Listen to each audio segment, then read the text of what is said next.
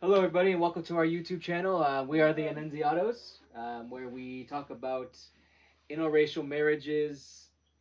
Biblical motherhood, everything Jesus and the Bible. Yeah, and today, of course, Imelda and I, we are an interracial couple, Yeah. right?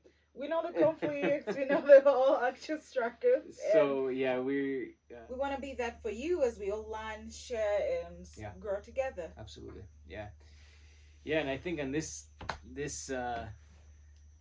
topic today, we just kind of want to introduce ourselves and how we met, Yeah. and Just share our story. just share our story today, just so you know who we are, right, and where we come from, and so I was working with a ministry, and I came to work with a church here, and work with children, and work with just serve at the church, and just be a blessing to the church. And so that was in 2017. And to make a long story very short, we actually met uh, at a wedding at the church I was serving at. Actually, there was a wedding going on there, and I grew up in that church. yes, So. Imelda grew up there, and so she was always around. Even when I went to serve, she was around. She was just grew up there, so she was around. I was more the church girl. Yeah. So we have a mutual friend that came up to me and said, "Hey, Chris, would you ever marry a Ugandan lady?" And I knew in my heart that I wasn't so picky, but I knew the next girl that I, would come in contact with or be attracted to, I knew, she'd be the one I marry. And I said to him, "Yeah, I mean, if that's what the Lord wants, I'm very open to it." Yeah. And so um, yet again, I had no idea who he was going to take me to. I didn't know if he had someone lined up. I didn't know if he already told this person who I was. I had no idea. I was just kind of going along with what he was saying. And so, of course, he brought me over to who she was, and she was sitting with her friends. And I came over. I introduced myself to all of them. I wasn't in Uganda so long at the time, um, and yeah, I was a little bit new, and so I introduced myself to her, and we just got to talking. Just there was nothing there at the moment. It was just kind of building in friendship, I would say, right? They said there are two sides to the story. So at the wedding, he Mm. had just come. He was a leader leading up a team, like you say, and we were seated just as girls. And I remember making a comment that, oh, he looks like a Mexican drug lord who has come to finish the father's deals. I mean, he's tanned, and by then he had really long hair, and I remember the outfit he was wearing, and he had like a big beard. And the kids used to call him Jesus from the Passion movie. I had really long hair. I I think hope because we my can skin attach is a my skin is picture. like olive, so everybody used to just call me Jesus. Yeah, so our mutual friend came up to me. He was one of those friends that I would joke with about anything. So he comes up to me and he's like, Imelda, I found you a guy. And we had always joked about that. He would show me old guys, and we would make fun and talk about all these things. Guys with no teeth and all that stuff. Yeah. So I knew it was just another joke of his, and I'm like, all right, we'll see. But I didn't really take it serious. Little did I know the person I made the joke about was gonna be my husband. Yeah. So when he reaches out to me after we ate at the wedding, he comes up to me and we're just talking. I just liked how humble he was and just kind. And he asked for my number. That's it. Come on.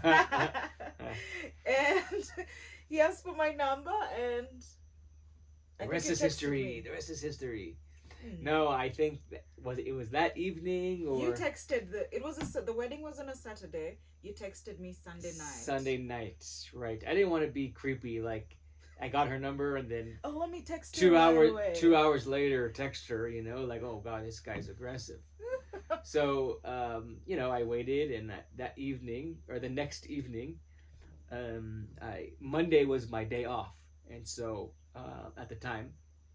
And so I messaged her. I said, "Hey, what are you doing tomorrow?" And she said, "Well, I have to go to town. I have to go into the town, and I had a small little business." She was doing a small business, so she had to go into town and whether pick up some items, run some errands, whatever it was. And she said, "Well," and that's all she said. and I think I said, "Oh, You asked me, oh, can I come with you? can I come with you?" Right? I want Because to she didn't go to the offer. big city. She didn't offer. Nope. You You didn't gotta offer. do the pursuing. You You gotta do the didn't. She pursuing. didn't Come offer. on. So I had to, what can I do? So I offered. I said, "Hey, I would love to go with you." She's like, "Oh, okay."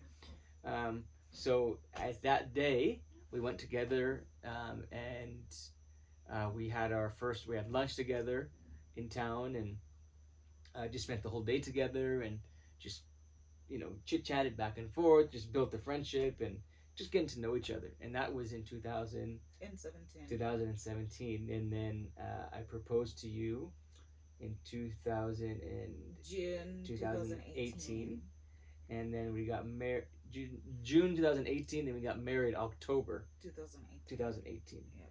And so, yeah. But I think we also missed the part that we laid down the relationship for 6 months. Right. Because he was leading a TM. Right. And then also too, I think it's good, sometimes we, as as men, even women, we we are attracted with our flesh sometimes, right? And it's always good to take everything back to the Lord, right? And to make sure that, okay, is she the right one for me, God? Am I just thinking with my flesh? Am I just thinking, oh, she's just seeing with my eyes? Yeah, am I just seeing with my eyes, and what's really going on? You have to kind of think and just pray through, God, is this who you really have for me? Do I see my having a family together? Do I see myself being married to her forever? All those things you got to take to the Lord. Just making sure God is in the center of everything. Right. So we did that for 6 months. 6 months. Because we talked to our leaders, and I said, I think it's a good idea. And then after 6 months, if you guys still think that you guys are meant for each other, and that is what the Lord is permitting, if God is confirming that, then there's no way we can stop you. Move forward, and that's okay. And so we did that, and sure enough, after 6 months, we so the 6 months ended in April 2018. Mm-hmm. So that's when we went on our first official date. Right. Yeah. And he asked me to be his girlfriend. Right. I made it official. Just so there was no like questioning, right? Does he love me? Yeah, does he really like me? Or no leading on, right? I mean, at that time in my life, I knew I wanted to marry, and for me, there was no more dating or no more. Oh, let's see how it is. Blah blah blah. It wasn't like that for me. So, So then in June I proposed, and then we got married in October of 2018, and now we have 2 beautiful, amazing daughters. We do ministry together now. We have our own ministry that we do, and God has really blessed us, really. And it's 4 years is not a long time, like I mentioned earlier, but it's definitely enough time, right? To witness. A lot of things happen. Yeah, and go through different things. We moved a lot, right? We were back and forth. Where does God want us? What do we want to do? And so, and that's kind of just who we are. And like we said earlier, just to share a little bit about what we've gone through, we hope as well to bring other people as well, different other people from like different cultures. Yeah, other people, even people that are also interracial. Yeah, and just kind of people they can relate with, right? Learn with, absolutely, unlearn with, because there's a lot that you have to unlearn as you get in marriage. Yeah, and we just want to be that space, and I'll be sharing more still about the Bible, how to read, how to live a Christian life, and also biblical motherhood, to raise godly children, have a godly home. Yeah. So. Yeah. Sometimes you may see me alone, sometimes you'll see us together. So you're welcome. Tell more friends about it, and thank you guys so much. Yep. Have a good day. Bye bye.